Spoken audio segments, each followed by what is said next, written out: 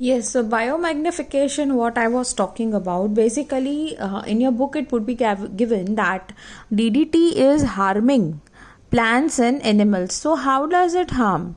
Now, for example, let's say these are the phytoplanktons. Phytoplanktons are very small organisms which you cannot even see by the naked eye present in the water bodies. Those phytoplanktons are being eaten by a very small fish. Okay so समझ लो phytoplankton में 0.5 milligram of DDT is present. अभी वो phytoplankton को खाया छोटे से मछली ने, तो ये जो मछली है उसमें ये 0.5 से डबल होके 1 मिलीग्राम जमा हो जाएगा. क्या? डीडीटी. मतलब अभी उसके बॉडी में 1 मिलीग्राम है. बेसिकली डीडीटी क्या करता है, हमारे जो फैट टिश्यूज होते हैं ना उसमें जाता है, मिक्स होता है और उनको पॉइजनस टर्न कर देता है. अब जैसे ही इसके फैटी टिश्यूज में डीडीटी आया, ये मर गई.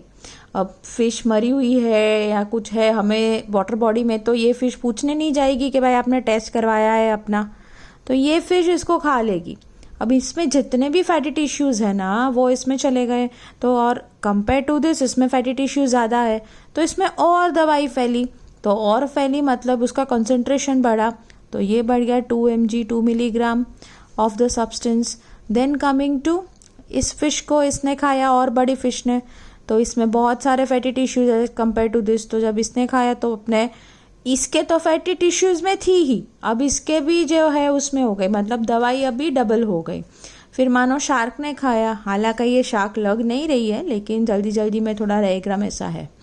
सो बेसिकली अगर इस फिश को शार्क ने खाया तो उसमें हो गया 8 मिलीग्राम. अब समझ लो इस फिश को ह्यूमन ने खाया, तो ह्यूमन ने खाया तो ये 8 मिलीग्राम का सीधा डबल होके हो गया 16 मिलीग्राम. मतलब ये मर गई, ये मर गई, ये मर गई, ये मर गई और लास्ट में ह्यूमन ऑल्सो गेट्स डेड, क्योंकि ह्यूमन में तो कितना सारा फैट होता है, तो सब में ये दवाई फैल जाती है. इसीलिए डीडीटी को बैन किया गया था और इसीलिए वो हार्मफुल भी है. अब आते हैं आगे. आप देख सकते हैं कि डीडीटी नॉन बायोडिग्रेडेबल है, वो हम बात कर चुके हैं.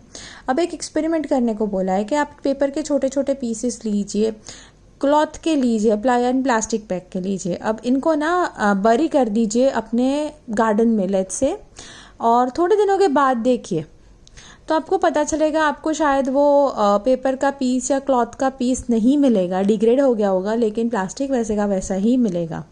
तो इससे भी प्रूव कर सकते हैं कि भाई plastic is harmful substance, non biodegradable, whereas paper and cotton cloth was biodegradable and harmless substance.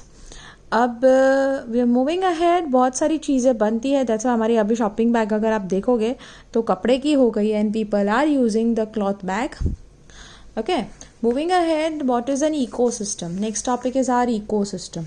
So ecosystem is nothing but it is a unit of the living organism. जैसे उसमें plants होते हैं, animal होते हैं, decomposers होते हैं, और उनका environment जैसे उनका soil, air, water. तो जैसे देखने जाए तो मेरा इकोसिस्टम अलग है और अगर जो ओशन में रह रहा है उसका इकोसिस्टम अलग है. इस हिसाब से तो बहुत सारे हमारे पास इकोसिस्टम है according to the organism. Like we have grassland ecosystem, forest ecosystem, desert, mountain, फिर we have a pond, lake, river and sea ecosystem. तो हमने इसको बाइफर्केट क्यों किया है? क्योंकि मैंने पहले भी बोला था कि हर एक का एनवायरनमेंट अपने हिसाब से अलग होता है और वो ऑर्गेनिज्म पे डिपेंड करता है. अगर मैं फिश की बात कर रही हूँ तो I can not right that it is living on a terrestrial zone या फॉरेस्ट में रह रही है, डेजर्ट में, वो कंपलसरी वाटर में ही जाएगी.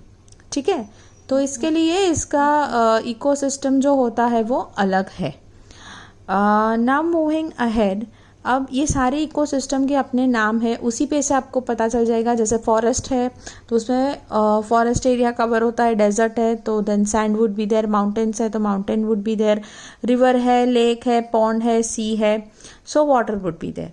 अभी रिवर, पॉन्ड और लेक ये 3 फ्रेश वाटर सिस्टम में आ गए तो उसे हम फ्रेश वाटर इकोसिस्टम कहते हैं.